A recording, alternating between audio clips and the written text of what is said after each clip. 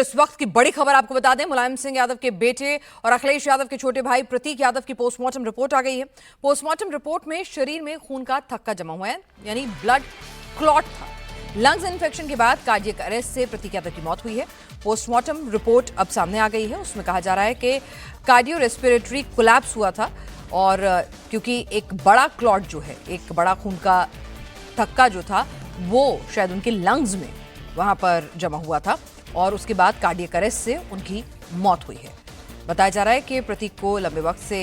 Lungs में infection की शिकायत थी। और ज्यादा अपडेट के साथ विशाल हमारे साथ जुड़ चुके हैं। विशाल, इस पोस्टमार्टम रिपोर्ट के बारे में क्या कुछ जानकारी हासिल हुई है, क्योंकि जो तमाम संशय सवाल थे उनसे भी अब बिल्कुल क्लैरिटी पिक्चर आएगी इस पोस्टमार्टम रिपोर्ट के बाद।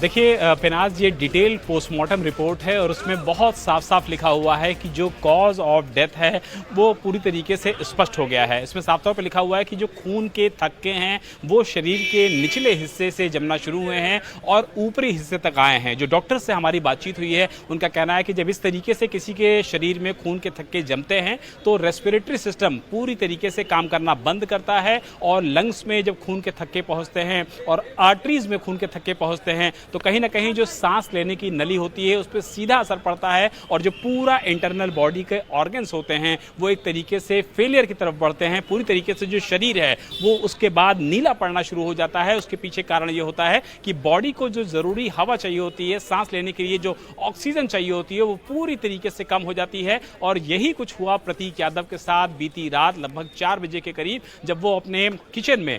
अचेत अवस्था में मिले हैं, बेहोशी की कंडीशन में मिले हैं, अनकॉन्शियस कंडीशन में मिले हैं। उस वक्त बताया जाता है कि रेस्पिरेटरी सिस्टम इस तरीके से फेल हुआ जो फाइनली कार्डियक अरेस्ट के रूप में सामने आया और जो मौत की वजह बना वो कार्डियक अरेस्ट बना। लेकिन टेक्निकल पॉइंट पिनाज यही है, अपने दर्शकों को एक बार फिर से बताना चाहता हूं कि कार्डियक अरेस्ट इस वजह से हुआ क्योंकि शरीर में जो खून के थक्के थे वो बहुत ज्यादा हो गए थे और जब नीचे से ऊपर की तरफ, डॉक्टर्स का ये कहना है कि जब जो खून के थक्के होते हैं जब वो नीचे से ऊपर की तरफ आते हैं तो वो जानलेवा साबित होते हैं। और इस मामले में भी ऐसा हुआ कि जब लंग्स में, आर्टरीज में वो पूरी तरीके से खून के थक्के पहुंचते हैं तो वो कार्डियक अरेस्ट के रूप में सामने आते हैं और उसके बाद कार्डियक अरेस्ट होता है, जिसके बाद प्रतीक यादव की मौत हो जाती है। लेकिन इस पूरे मामले में डॉक्टर्स का जो पैनल जिन्होंने ये पूरा पोस्टमार्टम किया है उन्होंने विसरे को भी प्रिजर्व किया है ताकि विसरा प्रिजर्व के बाद ये स्पष्ट किया जा सके कि शरीर में और किसी भी तरीके की समस्या तो नहीं थी, कोई पॉइजनस चीज तो नहीं गई थी, कोई केमिकल रिएक्शन तो नहीं हुआ था। इन सारी चीजों को असरटेन करने के लिए विसरा को प्रिजर्व किया गया है और यह माना जाएगा कि जब ये विसरा की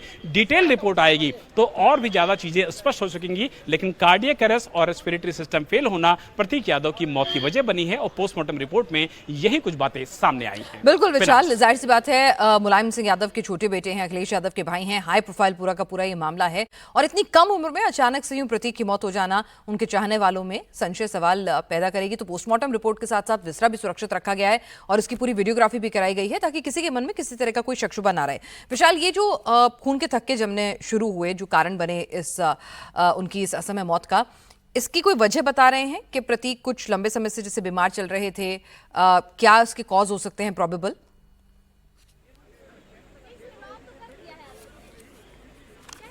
पिनाज, बहुत इंपॉर्टेंट सवाल है कि जो ये खून के थक्के जमने शुरू हुए, जिन्होंने पैर से शुरुआत की और शरीर के ऊपरी हिस्से तक आए, इसके पीछे की जो मुख्य वजह है आखिर वो क्या हो सकती है। डॉक्टर का कहना है कि किसी भी नतीजे तक पहुंचने से पहले हमको थोड़ा सा और डिटेलिंग चीज़ों की करनी होगी। उनकी जो मेडिकल हिस्ट्रीज हैं उनको भी देखनी होगी, कौन कौन से इलाज चल रहे थे, कौन कौन सी दवाएं चल रही थी, कौन कौन सी दवाओं का क्या केमिकल रिएक्शन हो सकता है। इन सारी चीज़ों पर जो एक्सपर्ट्स हैं वो एक दूसरे से बातचीत भी कर रहे हैं और जो पोस्टमार्टम करने वाले डॉक्टर्स का पैनल था, वहाँ मजिस्ट्रेट भी मौजूद थे, वहां साइंटिफिक एक्सपर्ट भी मौजूद थे, वहां फॉरेंसिक के भी एक्सपर्ट मौजूद थे ताकि सभी लोग एक दूसरे से बातचीत कर सकें और मौत के पीछे की जो वजह है उसको असरटेन कर सकें। लेकिन अभी यह स्पष्ट नहीं हो सका है कि प्रतीक यादव को अगर शरीर में खून के थक्के इस तरीके से जमना शुरू हुए तो उसके पीछे जो प्रारंभिक जो वजह है वो क्या हो सकती है। लेकिन इतना तो जरूर है कि प्रतीक का जिस तरीके से पिछले 3-4 सालों से डिप्रेशन का इलाज चल रहा था, उनके लंग्स में इन्फेक्शन था। पिनाज, आपको याद होगा सबसे पहले इंडिया टीवी ने अपने दर्शकों को यह बात बताई थी कि लंग्स में इन्फेक्शन की दवा चल रही थी प्रतीक की,